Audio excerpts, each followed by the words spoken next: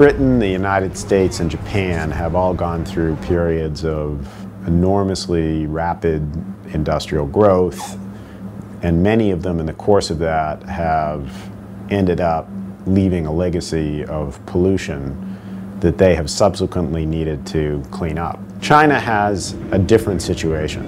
It's going through an industrial revolution of its own, which in some ways is happening in a more compressed time frame than those other great powers in history. But it's also got pollution on a scale that those other great powers never quite experienced. There are hundreds of thousands of people in China who are dying every year from pollution-related diseases. The only larger cause of death in China now than pollution-related diseases is smoking.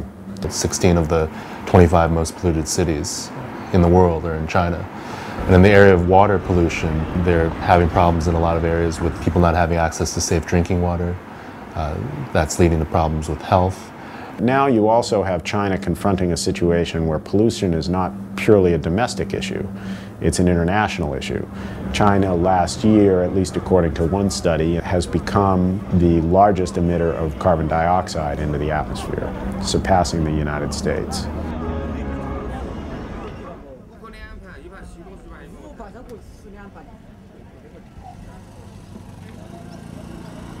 Green GDP is really an attempt to arrive at a true cost of economic growth by not just looking at the straight GDP figure, but calculating in some of the costs of environmental pollution and environmental degradation and resource use. Chinese experts and international experts have realized there hasn't been enough focus on the environmental costs of that growth. Everyone knows that pollution has been very serious, but if you can calculate it into the GDP, that really gives people a clearer picture of what you're really achieving.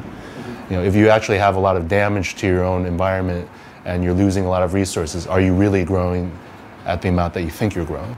The first year's report was officially released publicly. After that report was published, we know from some people involved in the effort that provincial leaders, among others, felt that this project was a threat to them, especially to some of those in provinces that have the most heavy industry, who saw their reported growth rates reduced the most.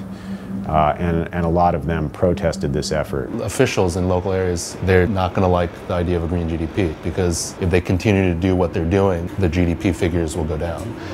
There are people who probably prefer the party to go on as usual and to be able to continue to build and make as much money as possible.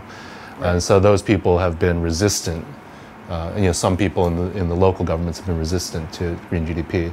There became more and more opponents within the system, and eventually they decided to strip this whole green GDP effort of its official status. The official explanation for discontinuing the green GDP project as an official project was that the science behind it is immature. The real explanation, I think, is that it largely became a political matter. To date, provincial leaders are not being promoted or punished based on what they do or don't do to protect the environment, but they are being promoted or punished based on the degree to which they're able to create wealth, to which they're able to ensure social stability and to create jobs. So the incentives for provincial leaders still tend to favor economic growth over environmental protection.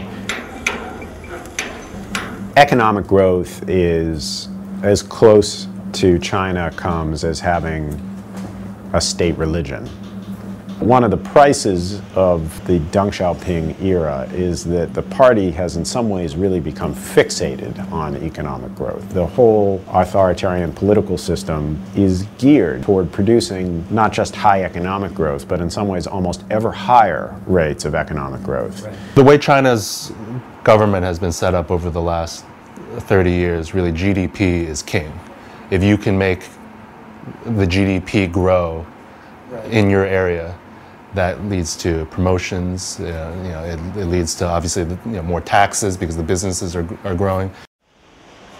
The Chinese leadership is clearly focused on the pollution problem and on trying to develop a more environmentally sensitive economic and political model. And they currently have put in place some quite ambitious targets for reducing emissions of various pollutants and also for reducing the amount of energy that's required to produce each dollar of GDP. They're actually quite hard targets, hard in terms of fixed, and they're very difficult to meet. And so far they've been unable to meet them.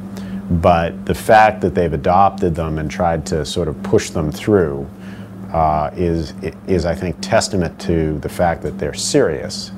But I think serious questions still remain as to, first of all, whether they're going to be able to achieve those targets. Secondly, whether the targets will thoroughly change the approach to managing the economy, or whether people will figure out how to comply with the targets without really changing their underlying behavior.